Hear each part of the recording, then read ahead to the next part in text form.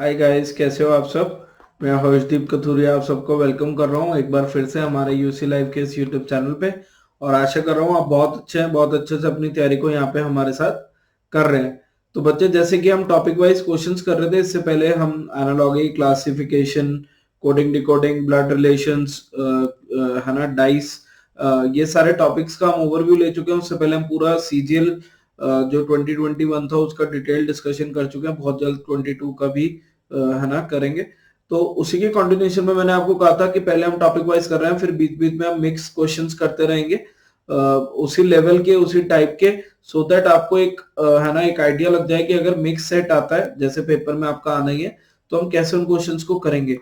तो आज की क्लास में जैसे हम ट्राई करेंगे कि analogy, blood relation, coding decoding, जितने भी टॉपिक हम पहले कर चुके हैं उनसे कुछ कुछ सवाल करें। और ऐसे हम एक दो सेशंस है ना रखने वाले हैं, सो दैट एक मिक्स प्रैक्टिस सेशन भी हमारा अच्छे से होता रहे और हमें कोई भी दिक्कत ना आए। ठीक है।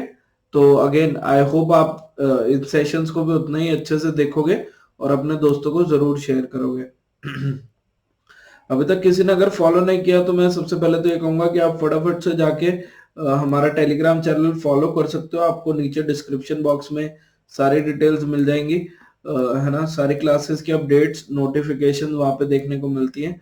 आप चेकआउट कर सकते हो। मेरा प्रोफाइल देखना चाह रहे हो तो आप यहाँ पे देख सकते हो कि काफी अच्छा एक्सपीरियंस और एक्सपर्टीज रहा है। बहुत बच्चों को गाइड और मेंटर किया है और कर रहे हैं कि ताकि जो उनका गोल है एक वो उसकी तरफ बढ़ते चले। तो आप अच्छे से वहां पे हमारे साथ कनेक्टेड रह सकते हो ताकि आप अपनी तैयारी पूरी बढ़िया तरीके से कर सको। ठीक है। तो बिना टाइम आगे लगाते हुए हम फटाफट से चलते हैं और है ना जो भी डाउट होगी वो डिस्कस करेंगे। Insulin is related to hormone, मेरे ख्याल से हार्मोन के यहाँ पे HORMONE है ना ये स्पेलिंग होगी कि इंसुलिन एक हार्मोन है। पेप्सिन क्या है, तो पेप्सिन एक एंजाइम है जो खाने डाइजेस्टिव सिस्टम में हम पढ़ते हैं, है ना, हेल्प करता है। पूरा डिटेल्ड आप वहाँ पे डाइजेस्टिव सिस्टम में इसका देख सकते हो।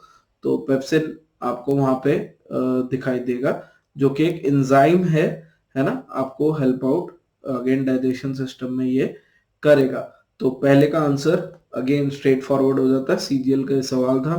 और अगेन मैं बार बार बोल रहा हूँ, हम तीन चार सवाल हर टॉपिक के करेंगे और ऐसे एक दो सेशन लगाएंगे और ताकि आपका कुछ भी डाउट क्वेरी रह गया है ना, कोई टाइप रह गया तो वो भी कवर हो जाएगा। और अगर आप पुराना भूल रहे थे तो वो रिवाइज यहाँ पे हो जाएगा और फिर हम न्यू टॉपिक यहाँ पे फटाफट से शुरुआत कर देंगे। ठीक है। चलो जी, सेकंड क्वेश्चन अगेन एनालॉजी का सवाल है, सीजीएल का सवाल कि 12 इज रिलेटेड टू 192। अब देखो ये बड़ा नंबर आ रहा है तो सबसे पहले तो डिवाइड करके देख लेते हैं कि 192 क्या 12 को डिवाइड होता है 12 से। तो 12 16 जा 192 हो गया। अब दो तीन चीजें हो सकती हैं, या तो हर नंबर को इंटू 16 ही करना है ना, कि यहाँ पे 15 है तो 15 इंटू 16 ही हमारा आंसर होगा। 15 इंटू 16 आप देखोगे तो 244 यहाँ पे दिख रहा है और ये करेक्ट आंसर है। अभी कई बार क्या होगा कि आपको यहाँ पे 240 नहीं मिलेगा, कुछ और मिल रहा है, तो उसमें क्या रीजन हो सकता है कि 12 तो था ही था, इसमें 12 प्लस 4 से मल्टीप्लाई कर दिया 12 को, है ना। तो ऐसे ही 15 इंटू 15 प्लस 4। तो किसी एक क्वेश्चन में ऐसे हो सकता है कि ये भी एक सवाल एक बन के आ जाए, तो आप इस चीज का ध्यान रखोगे। ठीक है, हो जाएगा, कोई ऐसे मुश्किल वाली बात तो नहीं है, एक बार चेकआउट कर लो। ठीक है ना, चले आगे। चलिए sorry, question number 3, accident is related to TNE। अब देखो ये तो मेरे ख्याल से इजीली दिख जाना चाहिए और SSC किसी ना किसी एग्जाम में देखो ये सवाल चाहे वो कौन से लेवल का हो जरूर देता है। बिल्कुल भी मुश्किल नहीं है, बस सिंपली इसको इन्वर्ट करके लिख दिया, कि आखिरी वाले को पहले में लिख दिया और इसको यहाँ पे एंड सो ऑन, है ना। तो ये समझाने में, ये डायग्राम बनाने में जितना टाइम लग रहा है, अगर आपको दिख गया तो उतना टाइम बिल्कुल भी जाया नहीं होगा, है ना। ठीक है। तो ऐसे अगर पैसेंजर का बनाना है तो हमको ऑपोजिट वे में देखना है। आप सिंपली ऐसे भी देख सकते हो कि अगर ये हमारे बाएं से दाएं में लिखा हुआ है, ये हमारे लेफ्ट से राइट में लिखा हुआ है, तो यहाँ पे राइट से लेफ्ट, हम दाएं से बाएं की ओर जा रहे हैं। तो अगर पैसेंजर ऐसे लिखा हुआ है तो अब हम जब राइट से जाएं तो पैसेंजर PASS होता है, तो यहाँ पे SE आ गया, ऐसे में अगर रीड कर रहा हूँ तो ये नहीं होगा, बाकी सब में ठीक है। E के बाद N आ रहा है पैसेंजर, तो यहाँ पे M है, ये गलत। E के बाद N यहाँ भी है, N के बाद G, N के बाद G होना चाहिए, तो ये हमारा सही ऑप्शन हो गया। क्यों? क्योंकि यहाँ पे N के बाद E आ रहा है। तो सिंपली जो बाएं से दाएं था उसको दाएं से बाएं लिखना है। अगर मैं सिंपल अल्फाजों में बोलूं, इंग्लिश में बोलूं, तो ऑर्डर चेंज करना है, जो लेफ्ट टू राइट था वो राइट टू लेफ्ट कर रहे हैं, लास्ट वाले को पहले लिखना है, एंड सो ऑन। ठीक है ना? तो आई थिंक आप इसको बड़े इजीली कर लोगे। 15th में क्या कर रहा है जी? ओ सॉरी, 4th, 15 तो नीचे वैल्यू है ना? CHSL का ये सवाल है, और अभी बहुत बच्चे CHSL CGL अलग अलग एग्जाम्स आप दे रहे हो। प्लीज ये समझना कि रीजनिंग पूरी हर पेपर की करके जाना। ये मत सोचना कि CGL का है तो CHSL में नहीं रिलेट होगा, या वाइस वर्सा, कि लेवल का फर्क है। ऐसा पेपर में रीजनिंग में आपको दोनों चीजें हेल्प करेंगी। इनफैक्ट MTS भी लगाओ, क्योंकि इजी सवाल को देखना आना चाहिए, और MTS की मैथ्स तो आजकल वैसे ही आपको पता ही है लेवल, है ना? तो अकॉर्डिंगली उसका यूज करने का देखो, और प्रैक्टिस जितनी ज्यादा कर सकते हो वो साथ साथ करते रहो। ठीक है? हम तो करवा ही रहे हैं। तो 15 से देखो 102 अगर जाना है तो एक लंबी छलांग है, तो डिफरेंस देखने से अच्छा है कि हम इसको मल्टीप्लाई करके देखें थे कि 15 से 102 जाने के लिए गुना 7 हुआ तो 105, ठीक है, और -3 हो गया, 105 -3 हो गया 102, तो इंटू 7 हुआ -3 हो गया। 102 से 313, अब देखो इंटू 3 अगर मैं करूं, क्योंकि 100 से 300 के पास जाना है ना, तो गुना 3 तो करना पड़ेगा, तो 306 + 7। अब वैसे तो ये अटपटा लगते हैं कि 3 और 7 ही क्यों रहा है, बट यहाँ पे इंटू 7 -3 था, इधर इंटू 3 + 7 है, तो वो इंटरचेंज कर रहा है वैल्यू, तो हो सकता है वो ऐसे ही सवाल को बना रहा हो। अब अगर मैं ये पहली टर्म देखूं 11, ठीक है, अगर मैं पहली टर्म देखता हूँ 11, तो 11 इंटू 7, 77 -3, 74 होता है जी। ठीक है? अब 74 को इंटू 3 करे तो आपका 232, 210 और 12, 222 +7, है ना? 222 + 7, 229। तो ये तो हमारी पहली ऑप्शन ही फिट बैठ गई। ठीक है? अगर आप कह रहे हो कि सर हम पहले इससे तो शुरुआत नहीं कर रहे हैं, हम कहीं और से कर रहे हैं, तो आप उसको भी चेकआउट कर सकते हो कि 5 से 32 इंटू 7 किया तो 35, -3 32 वर्क कर रहा है, पर 32 से 3 करोगे 96 + 7 नहीं बनेगा, एंड सो ऑन। तो ये तो अकॉर्डिंगली आपको पता लगता जाएगा कि पहले दो तो बन रहे हैं, यहाँ भी अगला नहीं बन रहा। फिर यहाँ पे 187 आना चाहिए था ना। 8 × 7 56 -53, ये भी आ रहा है, इंटू 3 करोगे तो 159 + 7 करना था, इन्होंने अगेन +5 कर रखा है। तो ऑप्शंस उसने अच्छे बनाए हुए हैं। ठीक है? सवाल आसान है, पर ऑप्शंस अच्छे हैं कि अगर आप कौन सा पिक करते हो पहले, आपको दूसरे स्टेप तक जाना पड़ेगा, अनलेस आप पहले वो ही करके देख रहे हो। ठीक है? सवाल नंबर 5। तो अब हम सीरीज कंप्लीशन, है ना, का ये सवाल करते हैं। इससे पहले हमने एनालॉगी के कुछ सवाल किए, और अब हम सीरीज की ओर चलते हैं। कोशिश करेंगे कि इसके बाद कोडिंग, डिकोडिंग, ब्लड रिलेशंस के कुछ सवाल आज ही कर पाए, नहीं तो ये सीरीज अभी कम से कम मैं आपको 60, 70, 100 सवाल कोशिश करूंगा किन दिनों में करवा पाऊँ, या बाकी एज अ होमवर्क PDF में शेयर कर दूंगा। ठीक है? तो आप निश्चिंत होके घर पे साथ साथ प्रैक्टिस कर लोगे। ठीक है? क्वेश्चन नंबर 5 देखो, सीरीज है तो DF8, तो क्या हो रहा है, 4, 6, 8, सब में 2 2 बढ़ रहा है, 10, फिर L होता है 12, तो यहाँ पे 14 आएगा। 14 आती, ये ऑप्शन कैंसिल हो जाती है। अब N के बाद देखो, 2 मिडिल वाले डिजिट सेम है, 2 बाद वाले, तो मेहनत तो पूरी करनी ही पड़ेगी, है ना? तो अगर मैं आखिरी में जाऊं ADGJ, तो इसमें +3 हो रहा है, तो पहले तो +2 को क्या आया, अब +3 हो रहा है, तो M से 3 प्लस हो के 16 बनेगा। अब 16 यहाँ पे एक में ही है, तो इसको हम कैंसिल कर सकते हैं और ये हमारा करेक्ट आंसर आ जाएगा।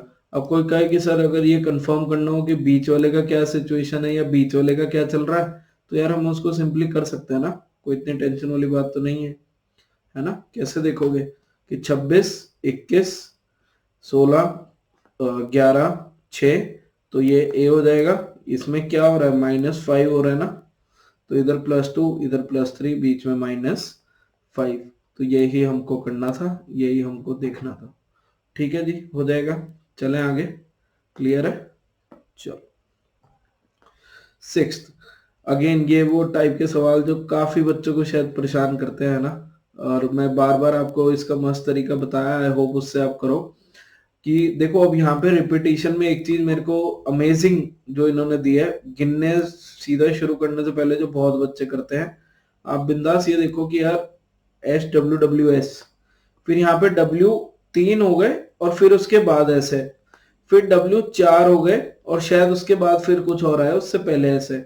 यानी ये हो सकता है कि एक जो पहले टर्म था वो बढ़ते जा रहा है, पहले 2 था फिर 3 हुआ फिर 4 हुआ, उसके लिए हमें यहाँ पे पहले एक W रखना पड़ेगा और सारे ऑप्शन में यहाँ पहले W भी है। तो अगर मैं इसमें W डालता हूँ तो मुझे WS दिख गया। अगर ये 2W आ रहा है, अगर मैं ऑप्शन भी चेक करूं और वैसे भी मुझे फ्लो से पता लग रहा है, तो यहाँ पे ये 2W 2S आ गए, फिर यहाँ पे 3W है और 3 ही S की जगह बन रही है, तो ये हमारा आंसर WSS इस ऑप्शन में है, इस ऑप्शन में है, ये दो ऑप्शन हमारे कैंसिल हो गए। और फिर 4W 4S, तो ये भी कैंसिल हो गया कि W नहीं आ सकता, आखिरी में तो S आना चाहिए, तो अपने को आंसर चाहिए था WSSS, जो कि ऑप्शन नंबर बी में है। तो ये हमारा सीधा सीधा कैंसिल आउट हो गया, ये हमारा करेक्ट आंसर हो जाएगा। ठीक है, प्लीज गिनने से पहले, ब्रेक करने से पहले फ्लो देख लिया करो। इतना मुश्किल सवाल अभी तक तो नहीं आया है, तो बहुत कम चांसेस हैं कि एकदम से लेवल वो बढ़ा दे, है ना। कुछ बच्चों के लिए हो सकता है, कई बार ऐसे हमने सीजीएल के उसमें किया था, एक आधे सवाल में मेहनत ज्यादा करनी पड़ रही थी, आई एग्री, बट अगर 95% 98% क्वेश्चन वैसे ही आ रहे हैं, तो हम अपना माइंडसेट भी वैसे ही रखें, ठीक है ना। और पार्ट 1 तो वैसे ही क्वालिफाइंग है, तो टाइम का वैल्यू भी समझे। 7th क्वेश्चन, अब देखो 15379, तो ये तो बहुत ही आसान है, नंबर्स बड़े हैं, बट डिफरेंस अगर आप चेक करोगे तो पहले 2 जुड़ रहा है, फिर 39 से 43 4 जुड़ रहा है, फिर हमको नहीं पता कितना जुड़ा, फिर हमको नहीं पता कितना जुड़ा, फिर यहाँ पे 10 जुड़ रहा है, ऐसे ही हो रहा है। तो 2 4 क्या यहाँ पे +6 +8 ही नहीं होगा, इससे आसान तो वो क्या ही देगा, और +6 हो रहा है, तो यानी 1549, है ना, आंसर हो जाएगा। मैंने हिंदी इंग्लिश मिक्स कर दी, है ना। 1549 आंसर हो जाएगा, क्यों, क्योंकि उससे एक तो ये हो गया कि इसका गैप 6 का है, ये पता लग गया, और ये गैप 8 का है, ये पता लग गया, तो ये आपका इजी वे आउट आंसर आ जाएगा, और आप इसको कंफर्टेबली मेरे ख्याल से कर सकते हो, कोई ऐसे दुविधा वाली बात या प्रॉब्लम वाली बात नहीं आएगी। ठीक है, और जो बच्चे मेरे साथ शुरू से इन टॉपिक्स में रिलेटेड हैं, तो आप स्पीड भी चेकआउट कर सकते हो, है ना। जब ये हमने ओवरव्यू या प्रैक्टिस शुरू करी थी, तो इतनी देर की क्लास में हम टोटल 6-7 क्वेश्चन करते थे, और अभी आप देखोगे कि जब हम ये वाले अब सेट्स लगा रहे हैं, जब हम वो मोमेंटम बना चुके हैं, तो हम डिस्कशन के साथ पूरी बातें करते हुए, इंटरेक्शन करते हुए 15 से 20 सवाल लगा पा रहे हैं। तो अगर आप बस पेपर के लिहाज से देखोगे, तो इतना टारगेट आप हार्डली 10-12 मिनट में कर पाओगे, इससे भी बेटर कर पाओगे, क्योंकि अभी अकॉर्डिंगली वो क्वांटिटी और हम पुश करते रहेंगे, और क्वालिटी तो A1 है ही है, ठीक है ना। तो अकॉर्डिंगली आप यहाँ पे देख सकते हो।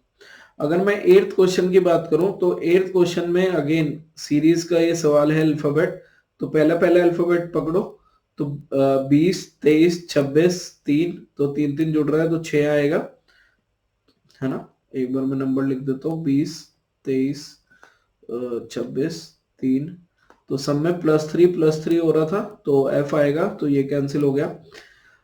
अगर मैं थर्ड के लिए जाता हूँ अभी, तो 12 16 20, तो 12 16 20 से मुझे ये पता लगा कि +4 हो रहा है ना, 24 28 28 का मतलब क्या होता है 26 प्लस 2 यानी बी, तो यानी एफ डैश बी डैश ये कुछ हमारा आंसर होगा और ये एक ही ऑप्शन में है।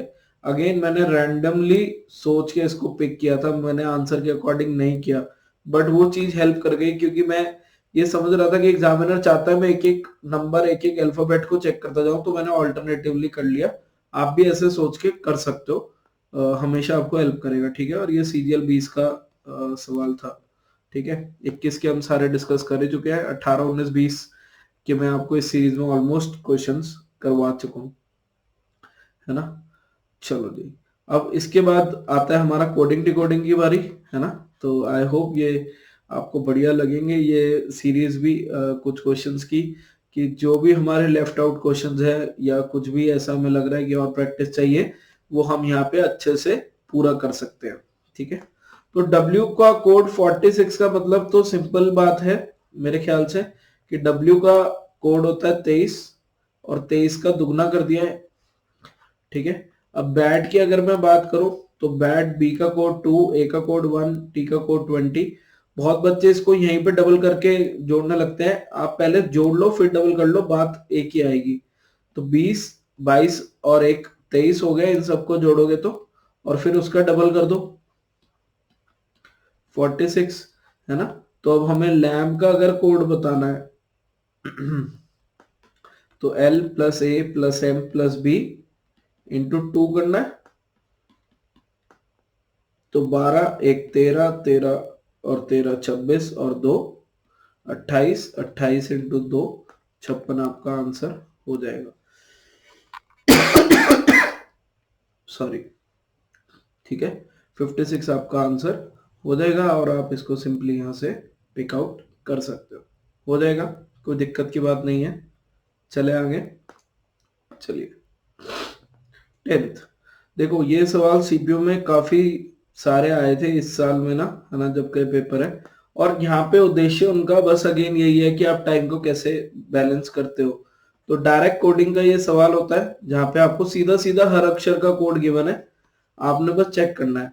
तो अबेंडेंस का अगर हमको कोड बताना है ना, और बहुत बच्चे इसमें ये गलती करते हैं, ये मैंने जब पहले भी पढ़ाया था तो कहा था कि उन्हें यूजुअली किताबों में ऐसे गिवन होता है कि ग्रेटिट्यूड एक मीनिंगफुल वर्ड है ना, बाकी सब मीनिंगफुल इंग्लिश का कोई वर्ड नहीं है, ऐसे रैंडम हो सकता है, तो ये आंसर नहीं होंगे, यही होगा।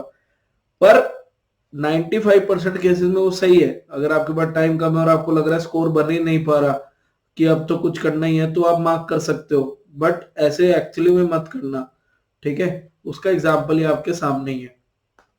अगर मेरे बच्चे को कह रहा है कि u is return as a, u को हम a जैसे लिखते हैं, तो u तीसरे नंबर पे है तो तीसरे नंबर पे a होना चाहिए।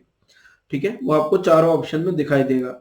a को g लिखते हैं तो पहला नंबर जो है वो g होना चाहिए, तो उससे ये ऑप्शन हमारी कैंसिल हो जाती है। ठीक है, n को हम t लिखते हैं, वो यही कह रहा है n को हमने t लिखा, तो एक यहाँ पे t एक यहाँ पे t, यानी थर्ड लास्ट में t आना चाहिए। अब देखो इसका थर्ड लास्ट u है, इसका थर्ड लास्ट g है, तो ये दोनों कैंसिल हो गए। जो ग्रेटिट्यूड वर्ड हम सोच रहे थे सही होगा, मीनिंगफुल है, वो यहाँ पे गलत हो गया। तो 10th का करेक्ट आंसर हो जाएगा ऑप्शन नंबर डी। ठीक है, अगेन वन लेसन आपको यहाँ पे ये देना था कि जो हम सोच के चल रहे हैं मीनिंगफुल वर्ड, वो 95% केसेस में सही होगा, मैं बिल्कुल डिनाई नहीं कर रहा हूँ, बट बाकी जो 5% केस है आप देख लेना, क्योंकि वो 5% आपके जीवन के लिए बहुत बड़े हो सकते हैं। ठीक है ना, तो अकॉर्डिंगली आप चेक कर लेना। 11th क्वेश्चन बिल्कुल सिमिलर टर्म पे है मेरे ख्याल से, एक बार फटाफट से इसको लगाते हैं। पॉलिटिशियन का बताना है, पी को एल लिख रहा है, अगर वो कह रहे हैं तो एल से सारे ऑप्शन है एक छोड़ के, है ना।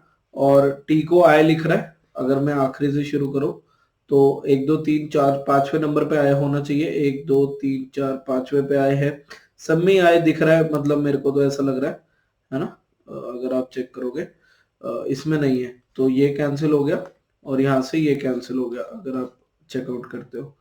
अब मैं लास्ट देख लेता हूँ, यहाँ पे एन आ रहा है, यहाँ पे सी आ रहा है, तो दोनों अलग ही है। एन को हमने कोड किया है सी की तरफ, एन एस सी, तो एन की जगह सी आना चाहिए, यानी आखिरी में सी आना चाहिए, तो ये भी गलत हो गया क्योंकि हमको आखिरी में सी चाहिए था। तो आप अगेन जैसे आपका मन करे, बस कोशिश करना जो एग्जामिनर चाह रहा है ना, जिस फ्लो में सवाल करो कि एक एक अल्फाबेट ढूंढो, एक एक करो, जैसे समझाते हैं और फिर उसके बाद शॉर्ट ट्रिक बताते हैं, तो आप समझने वाले तरीके से, कॉन्सेप्ट समझ के ये प्रैक्टिस वाले तरीके से सवाल करोगे कि आप एग्जामिनर के चाल में नहीं फंसोगे कि एक एक ढूंढने। आप रैंडमली बीच बीच में से उठाओ, ठीक है, इतना रिस्क तो लेना पड़ेगा और वो आपके हक में ही जाएगा जब आप प्रैक्टिस ज्यादा से ज्यादा करने लगोगे। आपको कितनी चीजें तो सवाल पढ़ते ही आंसर माइंड में बनना शुरू हो जाएगा, ठीक है। चलिए, 12th क्वेश्चन की अगर मैं बात करूं तो नेपोलियन का यहाँ पे कोड गिवन है, तो अपन इसको एक बार लिख लेते हैं और फिर चेक कर लेंगे।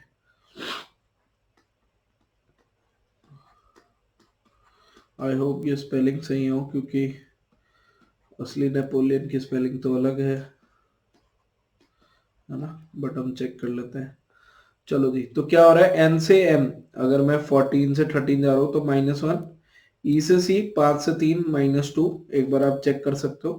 पी से क्यू, अब बहुत बच्चे फ्लो फ्लो में -1 -2 यही चल रहा होगा, ऐसा नहीं, यहाँ पे +1 हुआ, 15 से 17 फिर +2 हुआ, है ना। और अभी तक ऐसा कुछ नहीं है कि वॉवल है तो अलग होगा, ई में अलग हो रही है चीज, ओ में अलग हो रही है, तो वॉवल का तो कोई रोल नहीं है। 12 से 11 अगेन -1, और यहाँ से 9 से 7 -2, है ना। ए से बी +1 और एन से पी +2। तो एक्चुअली कुछ ये ऑर्डर हमारा चल रहा है, एक बार -1 -2 फिर +1 +2 फिर -1 -2 एंड सो ऑन। तो अगर हमको मोहन देव जी का कोड निकालना है ना,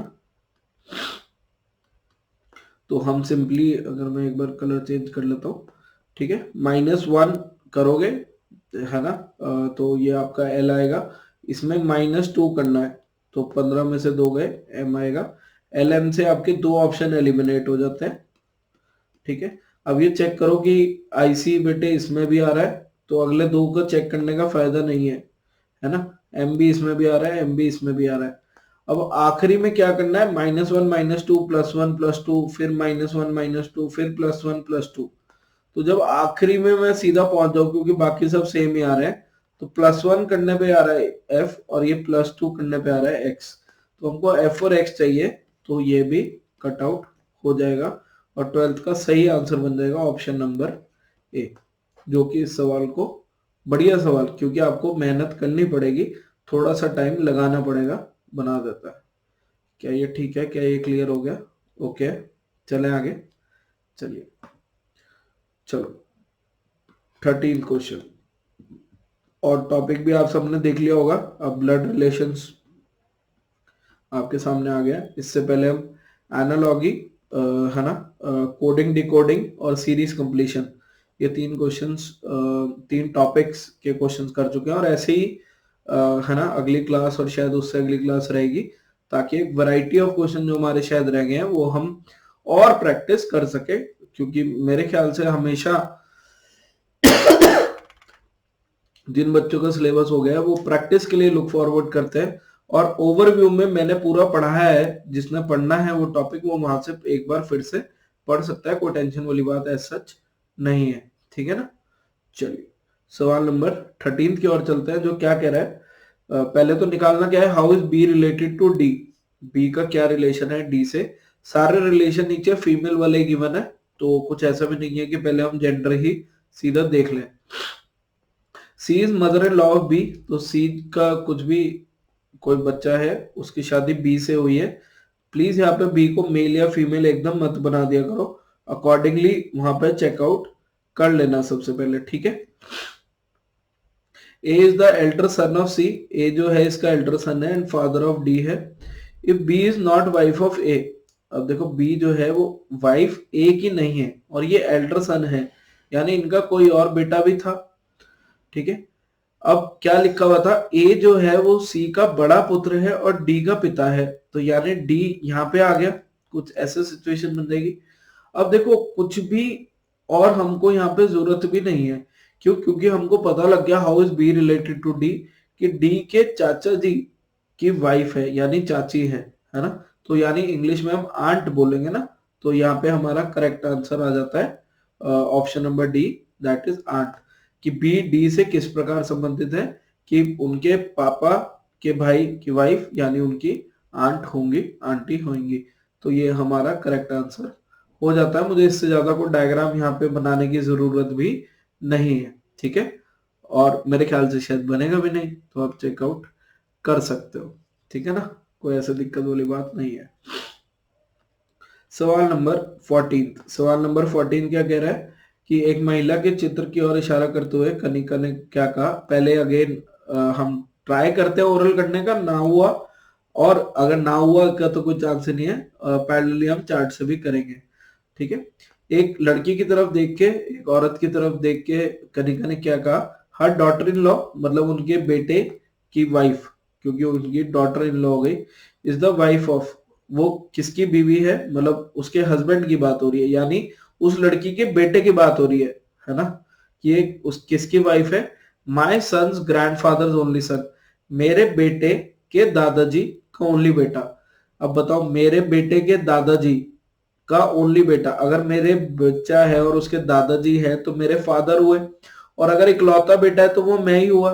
तो यानी वो ये बात करना चाह रहा है कि जो वो लेडी है, जो वो कपल रिलेशन दिखाना चाह रहा है, वो मेरी वाइफ है ना। कि हर डॉटर इन लॉ, वो जिससे उसका रिलेशन दिखा रहे थे वो किससे हो रही थी, कि मेरे पर्सन है ना, तो मेरे वाइफ है। अब वो मेरी वाइफ उस लेडी की क्या लगेंगी, जिससे मेन वो बात कर रहा है कि उनकी जो बहू है, जो उनकी बहू है वो मेरी वाइफ है। तो वो पर्सन या वो लेडी उस बहू के लिए क्या लगेंगी, मदर इन लॉ लग जाएंगी। तो इससे आपको आंसर पता लग जाता है कि आपका आंसर मदर इन लॉ की तरफ जा रहा है, ठीक है। अगर मैं चार्ट बनाऊं, क्योंकि ओरली कई बार ये कंफ्यूजन वाला हो जाता है, तो पहले कोशिश करो कि पीछे से ही शुरू करो। माई सन्स ग्रैंडफादर ओनली सन, अगर माई सन की मैं बात करूं, कनिका ये बात कर रही है, ठीक है, कनिका का कोई बेटा है, ठीक है। इनका ग्रैंडफादर, इनके ग्रैंडफादर कौन होंगे, कनिका का जो हस्बैंड है ना, उनके फादर, ये इसके लिए ग्रैंडफादर हो गए, है ना। तो माय सन्स ग्रैंडफादर, इसके पापा के पापा का ओनली सन, ये हो गया, ठीक है। ये जो है कनिका जो है, her daughter in law is the wife of my, अब किसी की डॉटर इन लॉ, किसी की ये पर्सन है, उसकी डॉटर इन लॉ यानी उसकी लड़की की किसी के साथ शादी हुई है, ठीक है। हर डॉटर इन लॉ, जो ये पर्सन है, खाली जो जगह है, इज द वाइफ ऑफ, वो इसकी वाइफ है। यानी ये सिचुएशन यहाँ पे फुलफिल हो गई कि कनिका जो है वो इसकी वाइफ है और ये मदर इन लॉ यहाँ पे आ गई, ये लेडी आ गई, ठीक है। तो वो क्या कहना चाह रहे हैं, हर डॉटर इन लॉ, इस लेडी की जो डॉटर इन लॉ है वो कौन है, wife of my sons, wife of किसकी वाइफ है, मेरे बेटे के दादाजी के बेटे की वाइफ है। यानी कनिका के हस्बैंड से वो रिलेट कर रहे थे, यही हमने ओरली समझा था कि जो पर्सन है वो उनका बेटा है लेडी का, और मैं कौन हूं, मैं उस पर्सन की वाइफ हूं। तो इवेंचुअली वो मेरी क्या लगी, सासू मां लगी, सास लगी, और इससे हम इसको मदर इन लॉ मार्क कर देंगे, ठीक है। तो अगेन बात वही आ जाती है, हर क्लास में मैंने ऑलमोस्ट ये बात बोली है कि जब भी इन लॉज का सवाल आता है थोड़ा सा लेंदी या मुश्किल कई बार हो जाता है, क्योंकि आप लोग, कुछ लोग यूज टू नहीं होते इस सिचुएशन से। तो चार्ट बना के कर लेना, कोई प्रॉब्लम नहीं है, टाइम उतना ही लगेगा, सोचना उतना ही कम पड़ता है। अगर जल्दी जल्दी आप चार्ट बना सकते हो तो उसमें कोई दिक्कत वाली बात नहीं है, ठीक है। चलो सवाल नंबर 15 की ओर चलते हैं। Preeti is the only sister of Virat, तो प्रीति जो है विराट की एकमात्र बहन है। Manoj is the son of Dilip who is the husband of Maya. चलो, तो दिलीप का बेटा है मनोज, और क्योंकि जो की बात हुई है ना, मनोज दिलीप का पुत्र है जो माया का पति है, तो Dilip is the husband of Maya. तो ये बहुत इंपॉर्टेंट रिलेशन हो जाता है, ये समझना कि दिलीप की बात हो रही थी या मनोज की बात हो रही थी। Virat is the son of Devansh, तो विराट इन फैमिली इस वाली में तो नहीं है। देवांश कौन है, मनोज के फादर इन लॉ हैं, ठीक है। तो मनोज के फादर इन लॉ का मतलब क्या हुआ कि मनोज की भी अगर कहीं शादी हुई हुई है, एक बार ये चेकआउट कर लो, ठीक है। तो देवांश, अगर मैं ऐसे रिलेशन बना दूं, अगर इसकी कहीं शादी हुई है तो देवांश उनके फादर है, ठीक है। आएंगे इसी जनरेशन में, बट ऐसे। How is Maya related to Preeti? तो Preeti is the only sister of Virat, और Virat is the son of Devansh. तो अब देखो, अगर ये इसकी वाइफ थी, मेरे को थोड़ा सा इधर करना पड़ेगा, है ना। मैं एक बार यहां से बना देता हूँ, ठीक है। कि देवांश फादर है जिस पर्सन की, जिस लेडी की, उसके हस्बैंड का नाम मनोज था, और मनोज किनका बच्चा है? दिलीप और माया का, ठीक है ना। ये हम अभी तक बना चुके हैं। अब वो क्या कह रहा है, एक बार मैं इसको आपके लिए जगह बना देता हूं, ठीक है। ये सिचुएशन है। अब वो क्या कह रहा है मेरे बच्चे, जो हमको अच्छे से समझना है, कि Virat is the son of Devansh. तो ये तो इसकी बेटी हो गई, तो विराट इसका सन है। एक तो ये सिचुएशन हो गई। और प्रीति इज द सिस्टर, तो प्रीति यहाँ पे आ गई, ये सिचुएशन बन गया। How is Maya related to Preeti? तो प्रीति की जगह हमको ढूंढ रहे थे कि कौन है, तो पता लग गया। तो माया के बेटे की जिससे शादी हुई हुई है, तो माया प्रीति की क्या लगे? अगेन सासू मां लगी। तो ऑप्शन नंबर डी करेक्ट हो जाएगा। दोनों का ही answer coincidentally mother in law ही आ गया। तो वो प्रीति ढूंढने के लिए उस स्पॉट पे आएगी। अगेन मेरे गट फीलिंग ने कह दिया था, क्यों? क्योंकि और कोई लोग बचे ही नहीं थे। जितने लोग थे, विराट मेल करेक्टर था, बाकी सब वहां पे और कोई जगह ही नहीं थी। बट आपको पूरा एक बार बनाना चाहिए, क्योंकि कांट बी डिटरमाइंड की बन ही नहीं सकता, ये सिचुएशन ना है। तो यहां से हमको पता लग गया कि माया जो है प्रीति की मदर इन लॉ है, ठीक है जी। चले आगे। चलो, तो ये भी चार्ट वाला एक सवाल है, इसको आप होमवर्क में करो, आंसर मैं वेट करूंगा, और अगली क्लास में इसके सोल्यूशन के साथ हम शुरू करेंगे। आशा करता हूँ ये सीरीज आपको अच्छी लगेगी। कुछ एक दो क्लासेस हम इसके करेंगे, और फिर हम अपने नए टॉपिक की ओर फटाफट से बढ़ते चलेंगे, ठीक है। तो आज की क्लास के लिए इतने करते हैं। अपना ध्यान रखो, मुस्कुराते रहो, अच्छे से पढ़ो। कुछ भी दिक्कत हो तो प्लीज कमेंट करिएगा। क्लास अच्छी लग रही है तो लाइक शेयर जरूर करिए। Okay, bye bye.